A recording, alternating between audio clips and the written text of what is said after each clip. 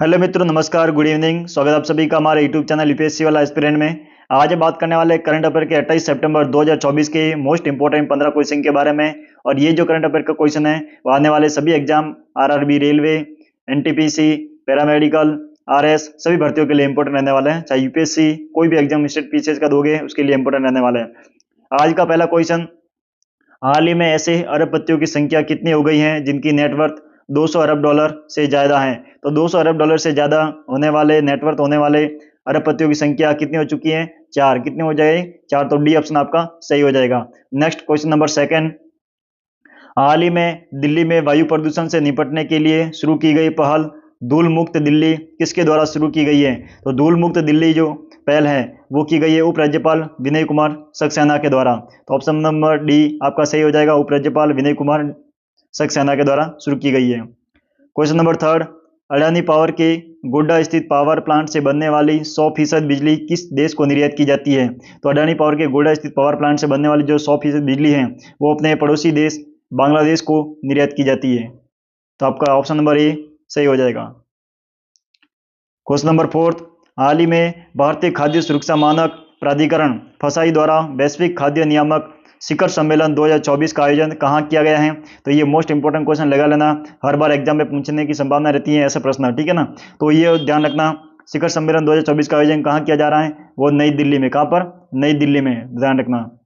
Question number fifth, हाल ही में कहाँ विद्यार्थियों के स्मार्टफोन के इस्तेमाल पर प्रतिबंधित लगाए जाने संबंधी कानून बनाए गए हैं? तो स्मार्टफोन पर कानून बनाए गए हैं इसको प्रतिबंधित करने के लिए, ठीक है ना। तो ये हो जाएगा कैलिफोर्निया में, ध्यान रखना, कैलिफोर्निया में प्रतिबंध लगा दिए गए हैं। क्वेश्चन नंबर सिक्स, हाल ही में संपत्ति सती विकलांग अधिनियम किस राज्य सरकार ने लागू किए हैं? तो संपत्ति सती विकलांग अधिनियम है वो मोस्ट इंपोर्टेंट लगा लेना, ये है उत्तराखंड यानी कि यूके ने यहाँ पर शुरू कर दिए, ध्यान रखना, ठीक है ना, उत्तराखंड राज्य ने शुरू कर दिए। Question number seven, Asia power सूचकांक रिपोर्ट के अनुसार कौन सा देश शीर्ष स्थान पर है?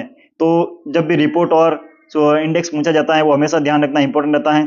तो यहाँ पर सूचकांक रिपोर्ट के अनुसार कौन सा देश शीर्ष स्थान पर है? तो अमेरिका और टॉप पर हो जाएगा, ठीक है। और भारत का कौन सा स्थान है वो आप सभी को कमेंट करके बताना है। क्वेश्चन नंबर एट, भारतीय प्रौद्योगिकी संस्थान आईआईटी और किस संस्थान ने मिलकर ABHED नामक बुलेट प्रूफ जैकेट विकसित किए हैं? तो यहाँ पर वो की है डीआरडीओ ने। किसने? डीआरडीओ यानी कि रक्षा अनुसंधान एवं विकास संगठन, ठीक है, डिफेंस इंस्टीट्यूट ने की है, ठीक है ना। उसके बाद में क्वेश्चन नंबर नाइन, हालिया रिपोर्ट के अनुसार अनुसूचित जाति और जनजातियों के खिलाफ अत्याचार के सबसे अधिक मामले भारत के किस राज्य में दर्ज किए गए हैं? तो आप सभी को मालूम है सबसे ज्यादा अत्याचार कहां पर हो रहा है? यूपी में। तो यहाँ पर आंसर हो जाएगा यूपी, आपका सही आंसर हो जाएगा एसटीएससी पर।